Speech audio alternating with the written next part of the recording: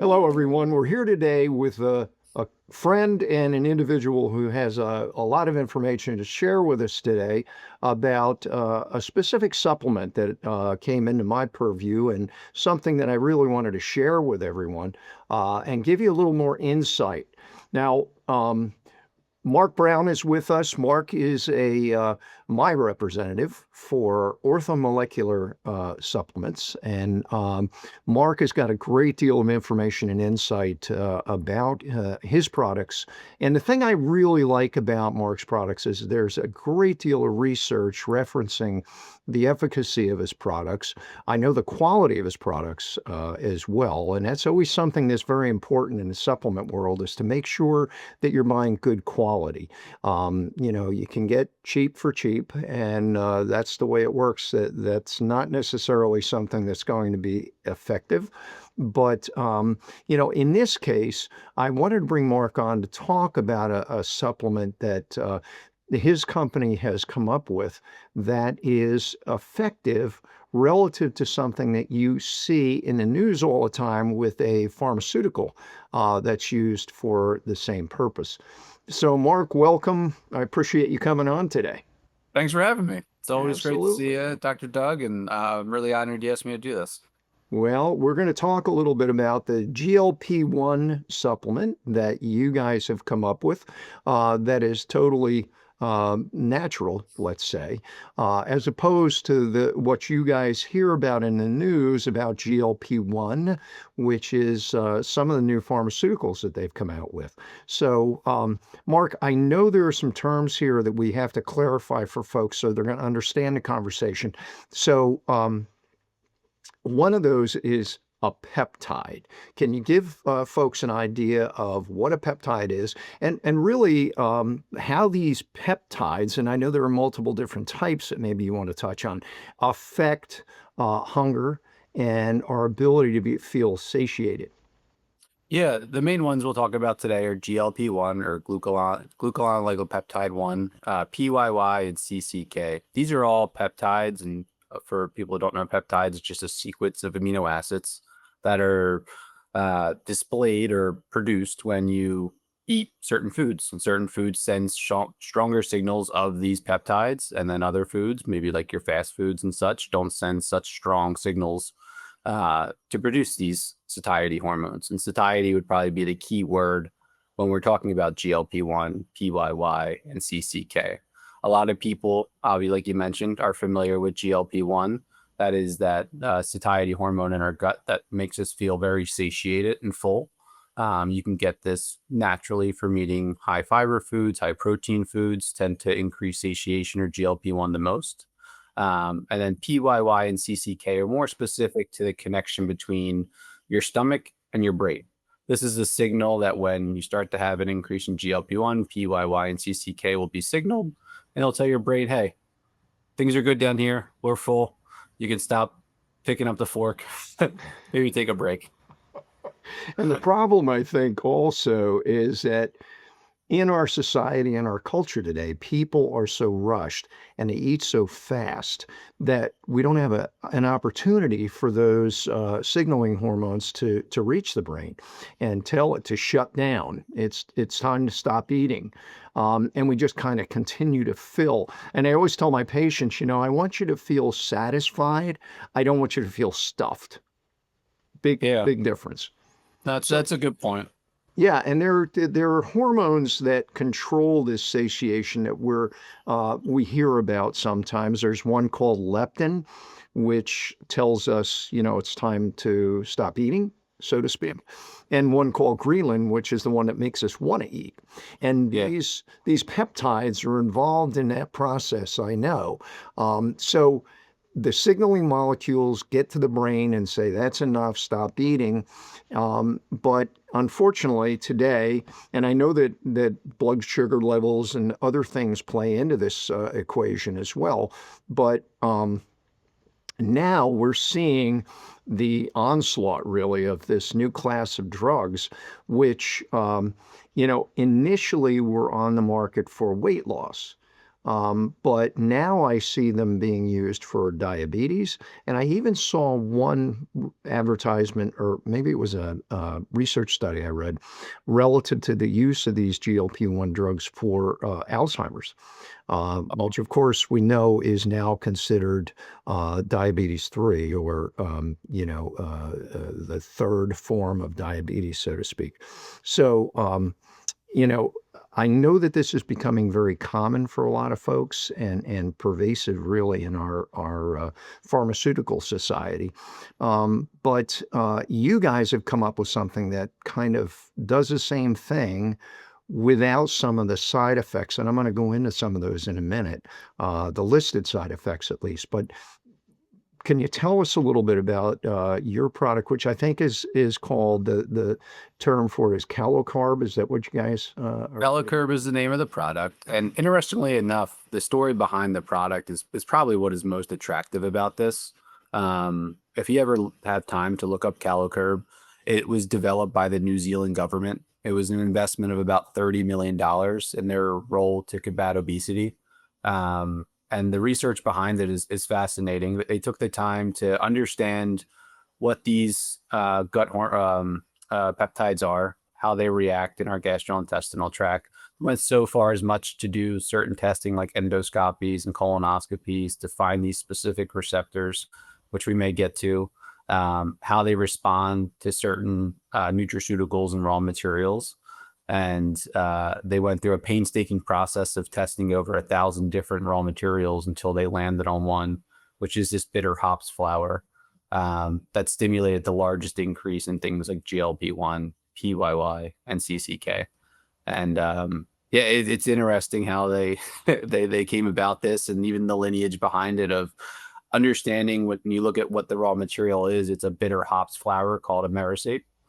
And amerisate was chosen primarily out of the history of when there was times of famine or in certain hunting groups, they would find themselves eating very bitter hops or flowers, and it would satiate them for a long period of time. It kind of works on your body's own brain chemistry to say, like, we have a lot of taste receptors in our mouth, like sweet, sour, but bitter is one that we don't generally like. It's not something that people are chasing on a regular basis. And when it is stimulated, in a specific way, it tells our body like, hey, let's try to protect ourselves here. Let's stop putting things in our mouth. Let's try to, I'll make you feel full if you stop eating, and we'll kind of do some self-preservation here. And that was the impetus behind this product. That's how they came to be. And through testing it, of all the ones they tested, this again had some of the largest increases in things like GLP-1, PYY, and CCK. Well, I know bitters have been used for centuries, really, Yeah. in satisfying hunger, but also stimulating a little bit some of the digestive enzymes and things in the body. Yeah, in my travels, when I'm trying to explain to people kind of what this bitter receptor is, think of yourself at like a nice steakhouse. Steak 48 in Philadelphia is a great place if you ever visiting town. You eat a little too much, you tend to get a bitter drink afterwards, or they put bitters in a drink.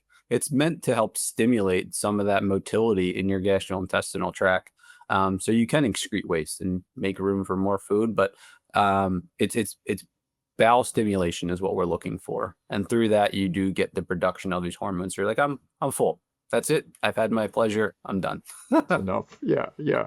And, just to clarify for everyone, the terms you used. So an amino acid is kind of a building block for proteins, right? But they're also found in our genes as well. So amino acids are used in concert. They're put together to build other things, and that's what a peptide is. So the things that Mark is talking about are peptides, and they're used to signal certain hormones and other things to be released that help us to modulate, in this case, our appetite. Now, I did do a little bit of research, Mark, in preparation for our talk today about the GLP-1 drugs, Ozempic being one, and there are numerous others. But the cost of these is significant. I was amazed. And I have some patients who have used these. I mean, you're talking about $1,100, $1,200 for these Yeah. drugs. And depending on the type of insurance you have, it can change pretty drastically. If you don't have certain codes within your insurance, if you don't meet a certain criteria, you could be paying upwards of 1,000, $1,500 a month for some of these medications. And I saw also that if it's prescribed for diabetes specifically, then usually it's a covered service. But if it's prescribed for weight loss, that's a whole nother ball of wax. They generally will not cover that for weight loss, from what I've read. Now, I hope I'm accurate in that. And you folks out there may want to do your own research. Yeah, access to get it is can be challenging, and then the cost associated with it as well can provide some challenges as well. Yeah, and I don't think there are any generics of these drugs, are there? No, Yeah, yeah. so that's a challenge. And I did look up the side effects. And again, I don't mean certainly we're not trying to convince anybody to use or not use these drugs, but every pharmaceutical will have a side effect. That's just the way it is, and every CEO of a pharmaceutical company will acknowledge that. But they're necessary at times. However, when I look at the side effects of this class of drugs, yeah, there are some pretty crazy things that can happen. And if we take more of a natural approach, perhaps, I'm speaking out of turn here, maybe because I'm not certain, but I would think that there wouldn't be such significant side effects. Yeah, in an ideal world, and as a nutraceutical provider, the goal for us as a company, from Orthomolecular Products, if you ever check out our webpage, it's to transform the practice of medicine. That's our vision. And the goal isn't to have people on supplements for the rest of their life. It's a means to an end. So the goal is to get them to a place where they can sustain life without having to take a supplement every day. There's certain things that make it a lot easier. Within this conversation of GLP-1 and satiation and diet, one of the biggest things we try to tell people is increase dietary fiber and dietary protein. It's just lacking nutrients in our food on a regular basis, and those tend to have the largest increases in all the peptides and hormones that we're talking about today. If you can't achieve that on your own, that's where you find yourself in this world of nutraceuticals, or what we refer to as augmented intervention. The goal is to have like a middle ground between lifestyle and pharmaceutical intervention. As you mentioned, there are some side effects associated with these. Maybe we'll touch on them more later on. But with this product, they're pretty minimal. They do, to what we were talking about earlier, you are stimulating your bowels. And in some cases, when you have overstimulation of bowels, you may experience some diarrhea.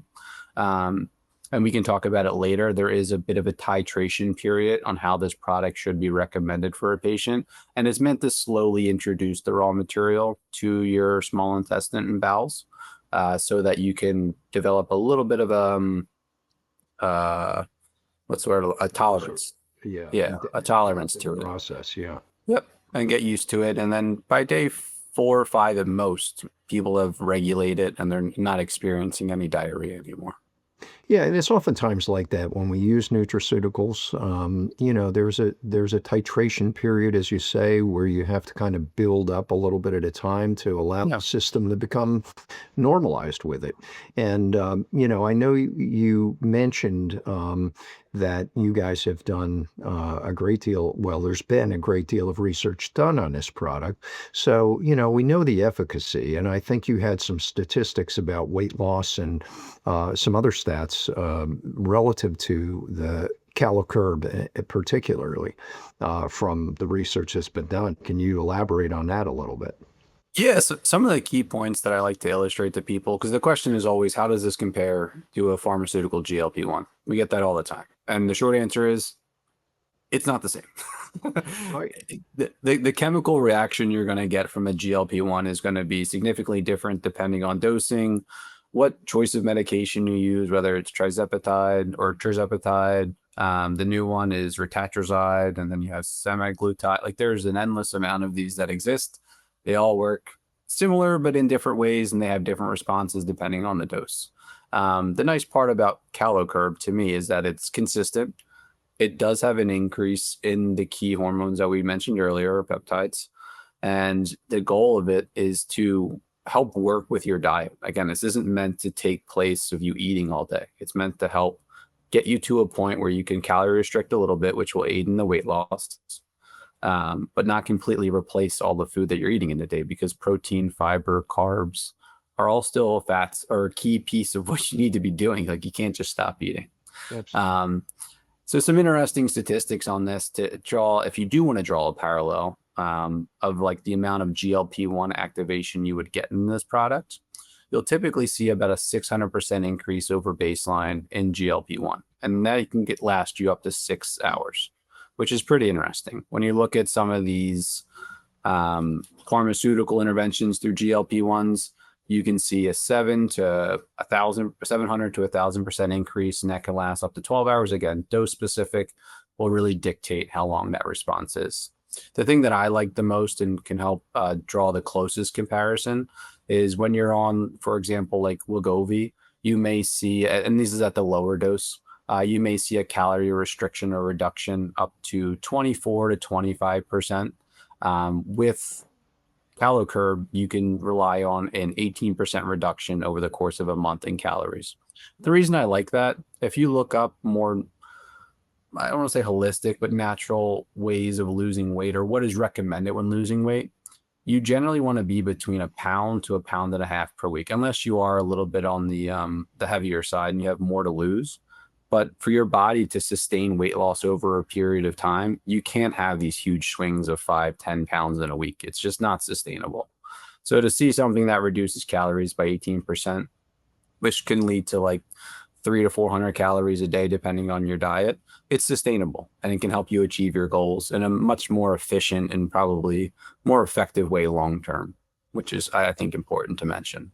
And I was going to say, the nice thing about what you're talking about is you're not just saying, take this and that's it.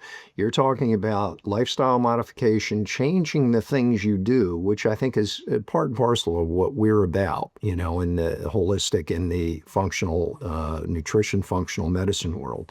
And, another thing that I think is interesting, Mark, that you do, you are not just dealing with functional medicine or functional nutrition providers. You're actually dealing in some instances with pharmacists who are starting to use these nutraceutical products or recommend them, which is kind of interesting in my opinion, because that has always been a very monolithic philosophy in pharmaceutical, for pharmacists in the pharmaceutical world. They didn't really deviate, but they're seeing the efficacy of some of these products and the fact that they don't have a lot of the secondary effects that we may see with the stronger pharmaceuticals. You take a pharmaceutical, it will have the desired effect. I mean, invariably, it will generally, make your body do what it says it's going to do. You take a statin drug, you're going to lower your cholesterol. There's no question about that. But is it making you healthier? That's the question. So. Yeah. I just wanted to put that in there because I know for a fact you have told me that you're off to the pharmacist next after we visit and speak. Yeah, it's that's a good point. We do not to get off course here, but we do a program for pharmacies because they do understand there's consequences to some of these pharmaceutical interventions. When you look at some of the most commonly prescribed ones, which these GLP-1 medications are becoming one of them, there are side effects. And to speak specific to this category, and we can maybe get into some of the side effects with these now, or Sure. you lose your ability for your body to stimulate your motility. You develop diarrhea, or I'm sorry, you develop some constipation. You develop severe muscle loss, and that offers us an opportunity to educate a pharmacist. Is like, here's some nutraceutical interventions that you can offer your patient to help them with some of the side effects they're going to experience on these medications. Yeah, and that's an important concept relative to this class of drugs. And I oftentimes say this about what we're doing in just in medicine as a generic term. When we give a drug that is doing something that the body is supposed to do, oftentimes we see a reduction in what the body does normally. So, steroid is an example. When guys take steroids for building muscle mass, you see a reduction in the natural production of those steroids because the body says, hey, we got plenty of it. We don't need to produce anymore. Uh, Yeah. a similar thing to what you're talking about here, I think, in some ways. You're actually funny enough. I was just at a lecture last week where the provider got up there, and this was new to me, but it's something I just learned that yeah, as you continuously exogenously or from an outside source of the body stimulate this GLP-1 reaction, your body kind of makes its mind up and goes, "Well, you're doing it. I don't need to do it," and it'll actually reduce your body's ability over for per her lecture. I didn't fact checked her, but from what she was saying, she seemed pretty confident in it, that it will reduce your body's ability over time to produce GLP-1, which is another nod to products like this, like CaloCurb, where it's encouraging your body's own natural production of GLP-1. And it's something I really try to instill in what you were saying earlier. Like, we don't sit down to eat food anymore with our families and take time to enjoy it. There's a lot of mechanisms that I think people overlook when, you came home from school or work and you could smell the food and your mouth starts to salivate, your body starts to release certain enzymes, its nose has to break down food, you're stimulating digestion at that point. And there's a whole process that takes part. And the world we live in today where I'm guilty of it. I just drove an hour and a half from Reading to here to do this. You're grabbing food in the car, you're eating it really quick, and you're not thinking about it.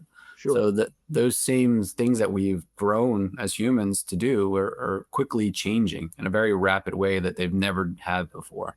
Yeah, and eating has become a necessary process as opposed to something of enjoyment where you'd have a conversation too, during a meal, and give yourself enough time. As I said earlier, we eat so fast sometimes. Give yourself enough time for your body to adapt to what you're putting into it, increase your blood sugar levels, etc. To our point here, produce peptides that will cause us to say, hey, I've got enough. I am satisfied. And I'm not going to the point where I'm just stuffing it in, and get to the point where I've gone beyond what I need because my body hasn't had the opportunity to recognize that it's satiated. So, let's talk for a minute. I know we've gone back and forth on this one a couple of times, but I'm going to go over some of the side effects of this class of drugs that I just looked up, and these are side effects anyone can look up when they check out these drugs. And I'm not trying to dissuade anybody. I want to be clear on that. Not trying to dissuade anybody or tell you, hey, you shouldn't take these. I just want you to understand the realities of it. So, nausea, vomiting, diarrhea, constipation. There's a dichotomy there. Abdominal pain, and then the serious side effects: pancreatitis, kidney damage, and potential thyroid tumors. I mean, I can understand if there's a severe health risk, somebody's 600 pounds and, having all kinds of issues. You've got to get the weight off and you've got to do it in a structured method. But, to have some of these trade-offs for something like diabetes, which sometimes can be managed, and in many cases can be managed through modification of lifestyle, along with some support supplementally. Maybe that's a better choice. So you were going to talk a little bit about that, I think, Mark, you alluded to earlier. So the side effect aspect, and you mentioned a couple concerns, challenges maybe as someone gets started with CaloCurb. But do you want to speak to that to any degree? Yeah, I mean the common thing that we see in a lot of offices, I'm in no short of 150, 200 offices a month, is we're seeing some fallout from GLP-1 medications. And to your point, I don't want to demonize them. They are a life-saving medication for a lot of people. I think there are just situations in which we are abusing them or we're using them too often. I mean, it's good to have tools in your toolbox, but sometimes if you have a hammer, everything looks like a nail. I think that's what we're doing here as we go in med spas and all these, and they're just, oh, I got 10 pounds to lose. Like, there's probably a better way to do that before you hop on a medication that could potentially freeze your bowels from working properly. And that's the common one we see, which is gastroparesis. As you increase GLP-1 artificially, it's telling your body like, hey, we're not stimulating our bowels anymore, and therefore you're not working this process of excreting waste on a regular basis, which generally is not good for your body. And that's some of the big differences between what we offer in a CaloCurb type of product as opposed to what you get from a synthetic GLP-1 product, where this bitter hops flower will stimulate a receptor in your gut. It will tell it to, hey, this is almost similar to food, where we have this stimulation on the receptor. Let's start to release GLP-1, PYY, and CCK. It'll give us this signaling of, hey, we're satiated, we're full. We don't need to eat as much as we normally would. Even when you read the instructions on this product, it will tell you to take it about an hour before meal, but still to eat. And you will find yourself. I started taking it recently. I don't need to lose a bunch of weight, but I was curious what it felt like. And yeah, meals that you would typically prepare, like if I was to do 150 grams of yogurt in the morning with some chia seeds and such, it was a little bit harder to get through the bowl at the end of the day, which I was still able to eat it and not feel nauseous on it, which I think is also an important distinction. Some of the common feedback we hear on GLP-1 medications is there's no desire to eat at all.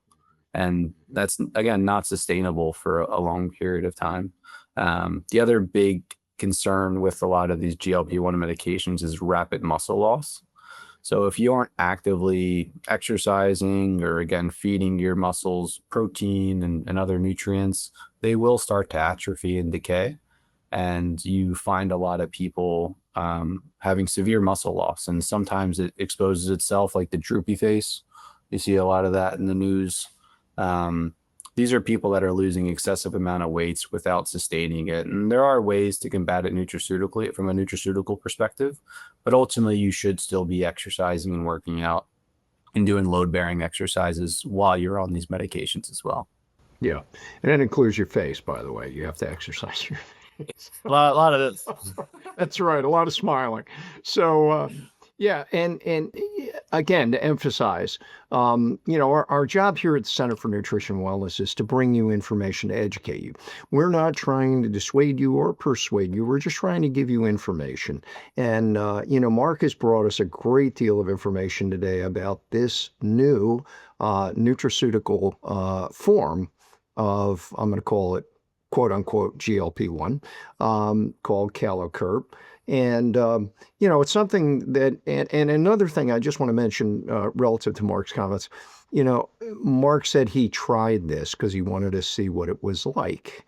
And I have to say, I do that with many of the supplements, probably most, if not all of the supplements that we use here in the center, because I want to know.